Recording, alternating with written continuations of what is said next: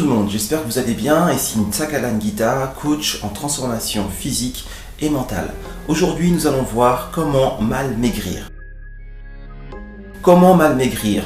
Voici quelques points que j'ai listés, les 5 points importants et pertinents qui font que les gens souvent maigrissent mal. Le premier, c'est en mangeant mal. Le second, c'est en utilisant des produits pharmaceutiques ou en utilisant la chirurgie. Le troisième, c'est en arrêtant de manger. Le quatrième, en ne faisant pas de sport. Et le cinquième, en maigrissant sans résoudre ses problèmes. Alors quand je pense à mal manger, je pense à tous les repas de substitution, c'est-à-dire les shakers, les bars, tout ce qui a un rapport avec la nutrition soi-disant de régime. Vous avez des rayons entiers comme ça, là on va vous dire ça fait maigrir, ça fait maigrir. Sachez que c'est que du marketing et c'est pas comme ça que vous allez maigrir. Si vous voulez maigrir vite et bien, il va falloir manger des choses naturelles dans des quantités raisonnables et faire vraiment des bons choix nutritionnels de façon à ce que le corps ait vraiment tous ses apports et qu'il puisse faire son travail de régulation.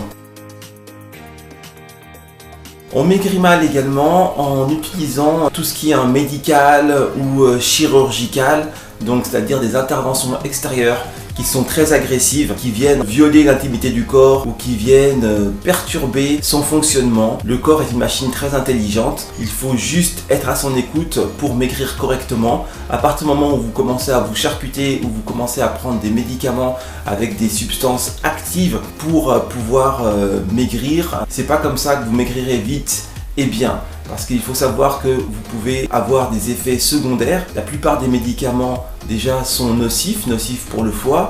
Donc tous les médicaments ont des effets secondaires. Il y a beaucoup de personnes qui, à force de prendre des médicaments, développent d'autres pathologies. Donc la voie médicamenteuse et la voie chirurgicale est pour moi à proscrire. Il faut juste prendre son courage à deux mains et faire les choses correctement. En arrêtant de manger. Et effectivement, si vous arrêtez de manger, forcément vous allez maigrir. Mais en arrêtant de manger, vous risquez aussi d'affaiblir votre métabolisme et donc de réduire votre taux de santé. C'est-à-dire que vous êtes encore moins bien que lorsque vous avez commencé à perdre du poids. Ce qui fait que lorsque vous allez recommencer à manger, votre corps affaibli et avec un métabolisme moindre va stocker d'autant plus de graisse. Et là, on est vraiment en plein dans l'effet yo-yo. Donc arrêtez de manger pour maigrir, c'est efficace, mais peut développer des troubles du comportement alimentaire. On maigrit mal également en ne faisant pas de sport. J'ai fait une vidéo qui parlait de ça, où je vous expliquais que le sport était vraiment primordial pour le corps. Donc si vous ne faites pas par rapport à votre perte de poids ce que le corps a besoin pour être en bonne santé, il y aura forcément un problème et le sport en fait partie. Donc toutes les personnes qui vont maigrir sans faire de sport, c'est-à-dire qu'elles peuvent très bien maigrir, mais il y a un pan, ce dont leur corps a besoin, qu'elles ne donneront pas à leur corps. Donc voilà, donc il y aura un problème. Je ne favorise pas la perte de poids sans sport. Et le dernier, le plus important et pourtant le plus subtil, ce que les gens qui échappent à beaucoup de monde, c'est maigrir sans résoudre ses problèmes. Alors, comme je disais, il y a différents types de coachs et il y a différents types de perte de poids. Si par exemple vous vous engagez dans une perte de poids et que vous faites juste du sport et que vous faites juste attention à votre alimentation et que vous n'êtes pas forcément accompagné sur différents aspects, notamment psychologiques et mentaux, vous risquez de perdre du poids sans trop savoir pourquoi vous perdez du poids et sans résoudre des problèmes en fait que vous avez dans votre tête.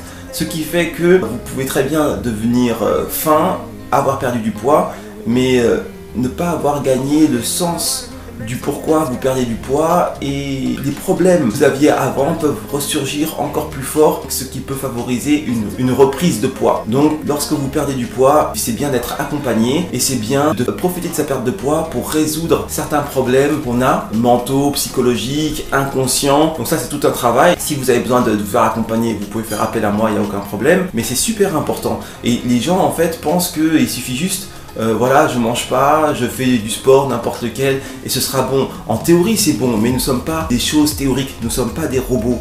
Nous faisons des choses qui sont insensées. Nous ne sommes pas logiques. Les gens ne sont pas logiques, nous sommes humains, et donc il faut prendre en compte en fait cette illogisme et il faut travailler sur les soucis qu'on a de façon à pouvoir perdre du poids et à ne pas le reprendre. Ça, c'est tout un travail et c'est pour ça que je parle souvent de coaching physique et mental, parce que je prends vraiment en compte cette problématique et je travaille de façon à ce que lorsque vous perdez vos kilos, vous puissiez résoudre certains soucis que vous avez et qui ont conduit à votre prise de poids. En général, une prise de poids est toujours l'effet de problèmes sous-jacents, de mal-être, et ça, il faut absolument y travailler, autrement, ce n'est pas une bonne perte de poids. Je ne vais pas vous faire perdre du poids et après vous dire allez salut, débrouille-toi, parce que je sais très bien que vous allez le reprendre derrière.